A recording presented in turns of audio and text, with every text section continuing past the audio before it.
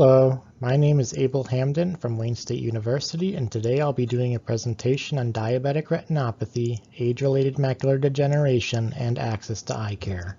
Here is an outline of our presentation. First, we'll start by defining health disparities.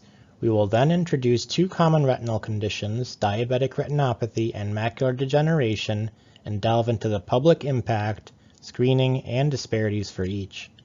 Finally, we will highlight some of the risk factors associated with underutilization of eye exams and ways to overcome current barriers. Visual health disparities are unfavorable differences in vision based on factors such as age, sex, sociodemographics, race, and/or geography. Now let's talk about diabetic retinopathy. Diabetic retinopathy is a leading cause of blindness in Americans aged between 20 and 74. It occurs as a complication of diabetes mellitus and results from damage to blood vessels in the retina with different levels of severity. 13% of U.S. adults are currently diabetic, with rates of diabetic retinopathy on the rise.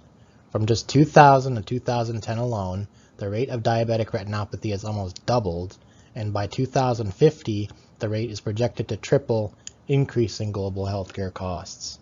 The American Academy of Ophthalmology published screening guidelines recommend initial eye exams to occur within 5 years of time of diagnosis for type 1 diabetics and at time of diagnosis for type 2 diabetics.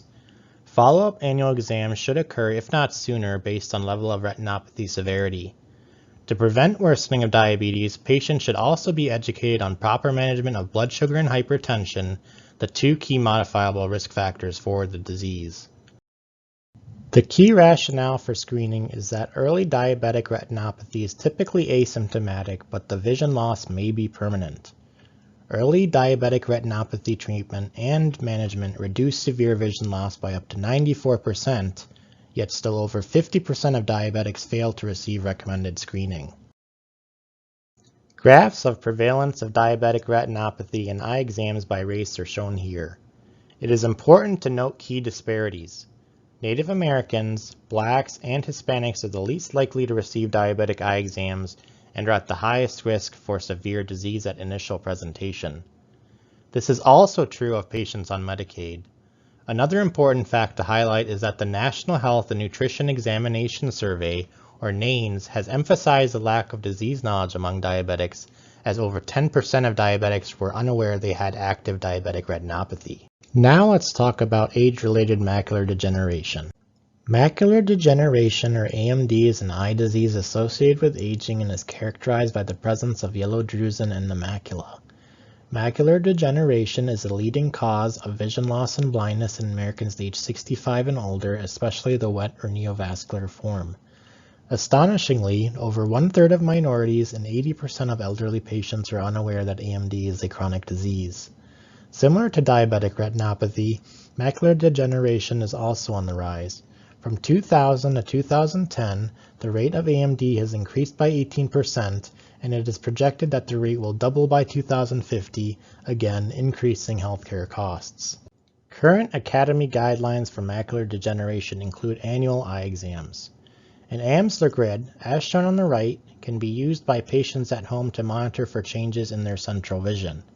Patients should also be educated on the proper management of smoking, nutrition, and UV exposure, as these are the key modifiable risk factors for AMD. Like diabetes, early identification and management of macular degeneration improves visual outcomes.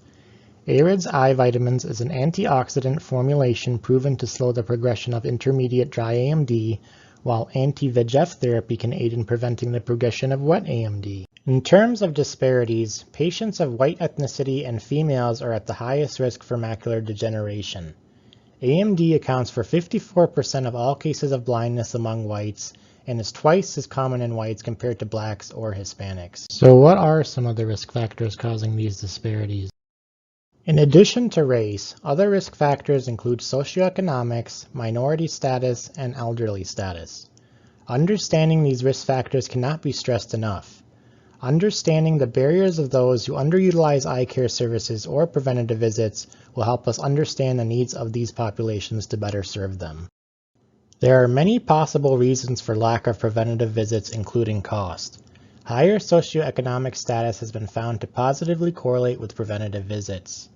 Moreover, patients with lower socioeconomic status more commonly seek only symptomatic care, placing them at higher risk for asymptomatic disease progression and blindness.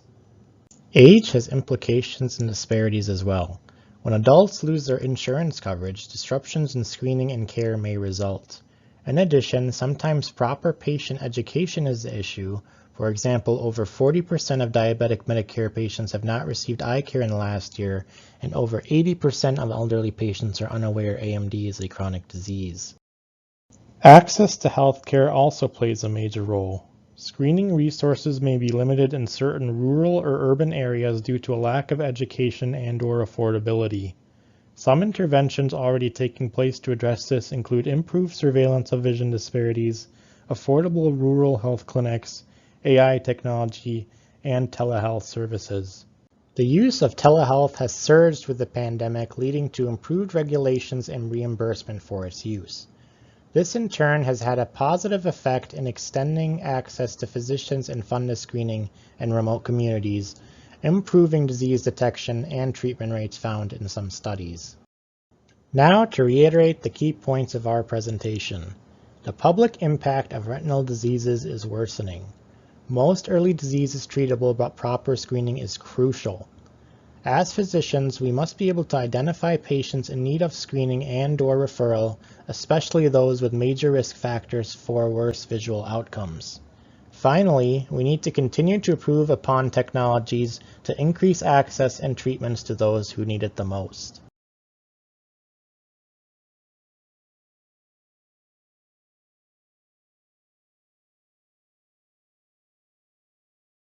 Thank you for taking the time to learn about visual healthcare disparities.